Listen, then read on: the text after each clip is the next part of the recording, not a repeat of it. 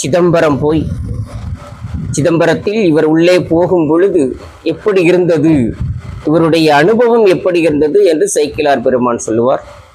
5 பேர் அறிவும் கண்களே கொள்ள அலப்பெரும் கரணங்கள் 4 சிந்தையாக குணமொரு 3 திருந்து சாத்வீகமேயாக இன்று வாழ் சடையானாடும் ஆனந்த எல்லையில் தனிப்பெரும் கூத்தில் வந்த பேரின்ப வெள்ளத்துள் திளைத்து மாறிலா மகிழ்ச்சியில் மலர்ந்தார் என்று இவருடைய அனுபவத்தை சேக்கிழார், சுந்தரமூர்த்தி சுவாமியுடைய அனுபவத்தை சேக்கிழார் பெருமான் கூறி அருளுவார்.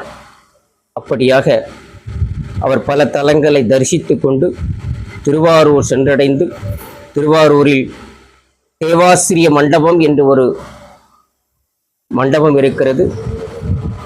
அதுக்கு திருக்காவனம் என்றே பெயர். அதில் அடியார்கள் எல்லாம் அமர்ந்திருக்கிறார்கள்.